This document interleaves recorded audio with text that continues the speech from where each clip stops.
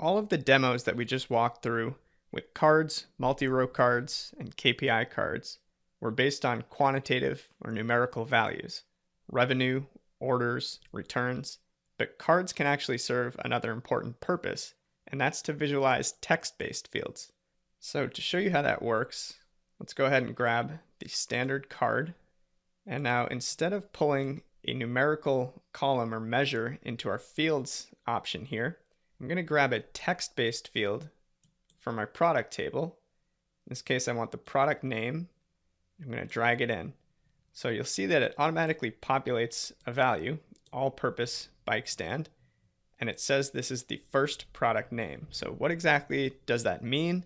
And why did it choose all-purpose bike stand to visualize here? Because we haven't really given it any context or any conditions to work from. So in the fields list, you'll see this little drop down, and it gives me options here: first, last, distinct count, or count. Since that's really all I can do with text fields, I can't sum them or average them or do any other sort of aggregation to them. So it's defaulting to first, which you may have realized by now, that's first alphabetically. So if we change it to last, you'll see women's tights, small. Now, neither last nor first is very helpful in this case because, what's the point of a card in a dashboard that just simply returns the first product name alphabetically, right? So this is where our filters are going to come into play, and specifically that top N filter that we hinted at earlier in the section. So if we take a look at our filters pane here, you'll see by default it's dragged a copy of our first product name field here in the visual level filters, but we don't have all of the options that we need here. All we have is a contains filter here, which isn't going to really do the trick.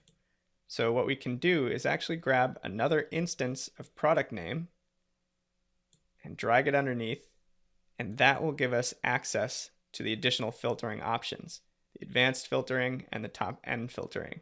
So in this case, what we're looking for is top N, and that way we can define which item is returned based on some numerical field. So one thing that I think might be helpful for us to show in this report for AdventureWorks is the top product in terms of order quantity, and perhaps also the top product in terms of revenue or profit. So that's pretty simple when you're able to use these top N filters. We can say show the top one item by a certain value, and let's start with our sales table. Let's make this one the top product by order quantity. So I'll grab total orders, drag it in, and apply. So then we get water bottle, 30-ounce water bottle, and in our matrix here, we already have the view set up to show products ranked by total orders, and that is indeed the top item on the list. And this, just like any other visual, will change dynamically as you adjust different filters in the report. So now we're filtered on bikes. The top selling or top ordered bike is the Mountain 200 Black size 46. So pretty helpful to have that text insight held here in the card visual. Now, a couple formatting tweaks I'd like to make. We don't need the category label because it says first product name. We could customize that, but rather than use category labels, let's actually turn on the title.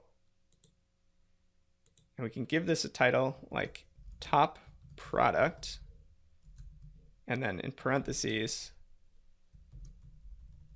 orders. There you go, it pops it in right there. Let's make that pop a little bit more, kind of using a similar theme that we used with our bar charts on the left. And I'll center it here, maybe bump it up to size 9 or 10, and that's good for the title. Maybe we give it a little bit of a background so that it doesn't completely blend into the page. Maybe kind of this light yellow shade here. And then last thing, if we wanted to change the actual data label itself, maybe the font, maybe make it a little bit bold.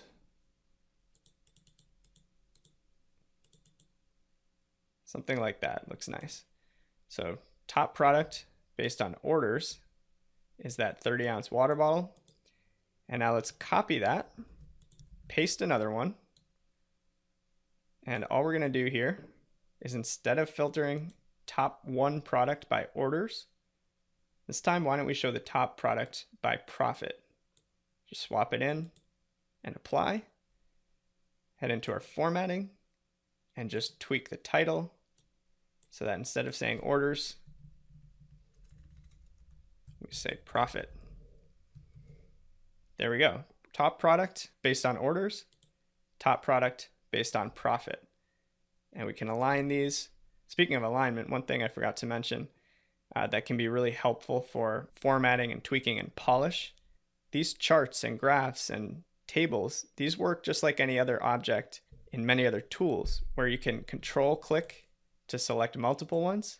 And from your formatting tab here, you have options that you'd see in tools like PowerPoint, where you can align things. In this case, I just aligned all of those shapes along this left edge. You can bring things forward, push them back. Really helpful tools just to get that polish just right. And it's as simple as that. Good example of how to use cards to visualize text-based fields.